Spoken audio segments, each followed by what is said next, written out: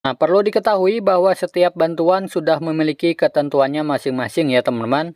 Jadi misalkan untuk bantuan PKH, BPNT, BST, dan yang lainnya yang dikelola oleh Kementerian Sosial, maka harus terdaftar dulu di dalam DTKS.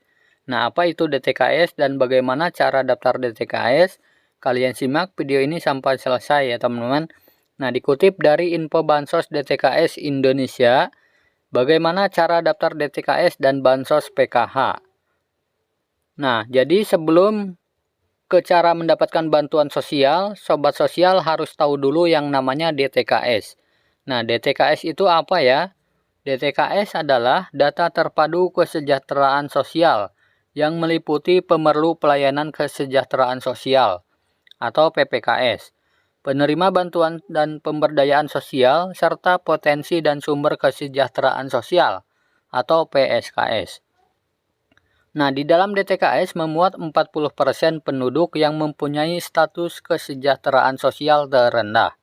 Nah, jadi untuk yang memiliki atau merasa dirinya tidak mampu, bisa kalian usul untuk masuk ke dalam DTKS terlebih dahulu ya. Jika sudah masuk ke dalam DTKS, apakah otomatis akan mendapatkan bantuan sosial? Jawabannya tidak otomatis mendapatkan bantuan sosial ya, karena setiap program bantuan sosial mempunyai syarat dan mekanisme masing-masing yang ditentukan oleh penyelenggara program sesuai dengan variabel yang dibutuhkan dalam DTKS dan dibatasi oleh kuota yang sudah ditentukan.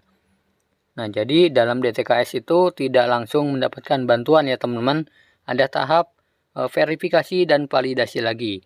Karena setiap keluarga itu tingkatan kemiskinannya itu berbeda-beda. Dan juga dibatasi oleh kuota yang tersedia ya, misalkan untuk bantuan PKH, jumlah kuotanya itu adalah 10 juta KPM. Nah, jadi jika sudah mencapai 10 juta KPM, tidak ada kekosongan lagi ya, maka sudah terpenuhi. Nah, kemudian lalu apa gunanya terdaftar di dalam DTKS? Berdasarkan Undang-Undang Nomor 13 Tahun 2011 tentang penanganan fakir miskin menjelaskan bahwa program pemberdayaan dan bantuan sosial harus mengacu pada data terpadu yang dikelola Kementerian Sosial, yang sekarang disebut DTKS. Nah, jadi kalau dulu namanya BDT ya teman-teman, kalau kalian belum tahu DTKS. Nah, jika sudah terdaftar di DTKS, bisa diusulkan untuk mendapat program bantuan sosial dan pemberdayaan pemerintah, pusat maupun daerah. Nah, jadi kembali lagi ya, bantuan itu mengacu pada DTKS. Jadi yang terdaftar di DTKS pasti bisa terdata ya. Nah, dan berikut adalah gambarannya ya teman-teman untuk daftar DTKS. Nah, di sini yang pertama, fakir miskin mendaftarkan diri ke kepala desa atau lurah, membawa KTP dan kartu keluarga. Nah, jadi langkah yang pertamanya membawa KTP dan KK ke desa atau kelurahan ya. Nah, di bagian yang keduanya, kepala desa atau lurah melaksanakan musyawarah desa atau kelurahan. Kemudian yang kedua, data hasil musyawarah atau desa kelurahan disampaikan kepala desa ke bupati atau wali kota melalui camat. Nah, kemudian yang ketiga, bupati atau wali kota menyampaikan hasil verifikasi dan validasi ke menteri melalui gubernur. Nah, di sini di nomor 1 sampai nomor 3 ada kunjungan rumah tangga ya dari dinas sosial. Kemudian yang keempat, menetapkan data terpadu kesejahteraan sosial. Nah, jika lolos kunjungan atau survei dari dinas sosial ya teman-teman. Nah, kemudian yang kelima, kementerian atau lembaga daerah pemanfaatan data oleh kementerian, lembaga atau daerah ya. Nah, di sini ada pemanfaatan data oleh kementerian atau lembaga pemerintah daerah. Kemudian yang keenam, di sini program bansos dan pemberdayaan. Nah, di sini bisa ditetapkan sebagai penerima BPNT, PKH, KIS PBI, JK, KIP, dan KIP, kemudian dan lain-lain. Nah, jadi Untuk menerima bantuan ini adalah yang menentukannya langsung dari Kementerian Sosial ya teman-teman. Jadi jika sudah masuk dalam DTKS pun tidak langsung mendapatkan bantuan. Ada tahap verifikasi dan validasi lagi.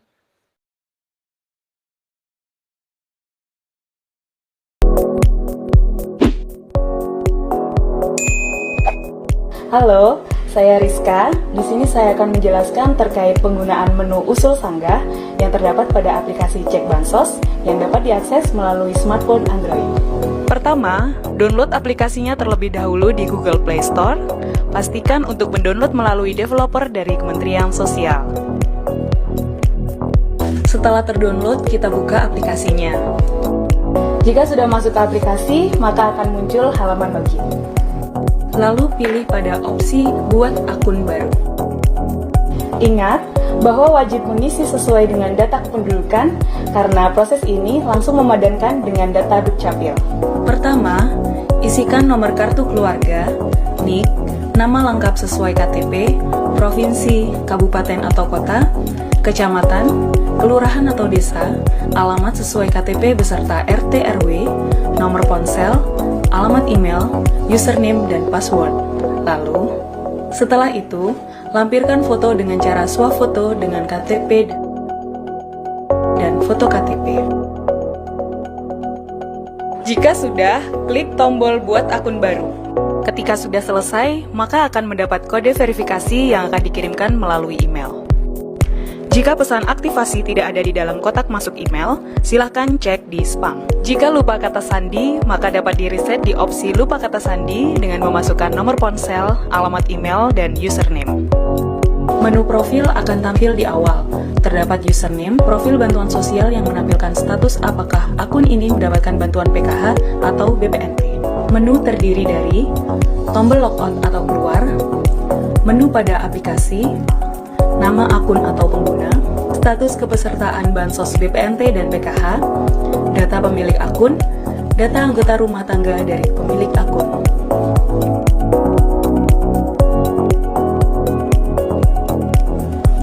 Pada menu profil keluarga, akan menampilkan daftar keluarga yang terdapat di dalam DTKS. Terdapat opsi bukan keluarga untuk menyanggah apabila anggota keluarga tersebut bukan merupakan anggota keluarga dari pemilik akun. Pada opsi bukan keluarga, akan menampilkan blok default kotak tumpul warna merah dengan tulisan bukan keluarga.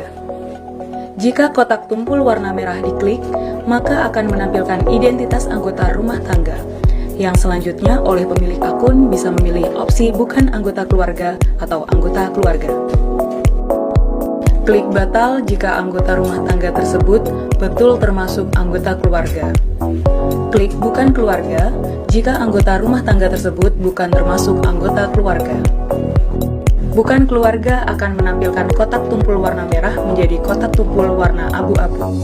Kotak tumpul berwarna abu-abu yang telah diklik tersebut menandakan bahwa anggota rumah tangga tersebut diusulkan dihapus dalam keluarga pemilik akun yang terregister tersebut.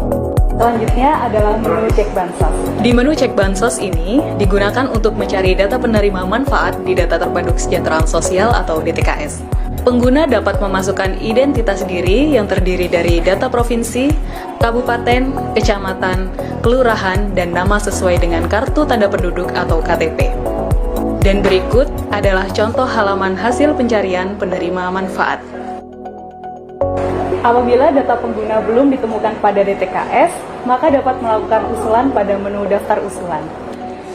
Selanjutnya adalah menu tanggapan kelayakan. Menu tanggapan kelayakan berfungsi untuk melakukan pengecekan daftar penerima manfaat bantuan sosial di wilayah setempat. Menu ini juga berfungsi untuk memberikan tanggapan kelayakan apakah seseorang layak atau tidak mendapatkan bantuan sosial.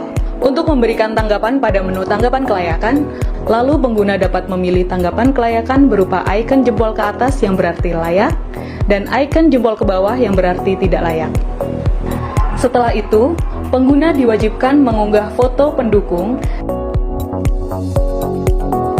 dan memberi checklist dan menyetujui pernyataan pertanggungjawaban atas tanggapan yang sudah dibuat. Terakhir adalah menu daftar usulan. Di dalam menu daftar usulan, pengguna akun dapat mengajukan usulan penerima manfaat bantuan sosial pada menu daftar usulan. Field yang diisi pada menu tambah usulan harus sesuai dengan data kependudukan agar data dipadankan dan diverifikasi oleh verifikator. Dan jangan lupa untuk melampirkan swafoto dengan KTP dan foto kondisi rumah.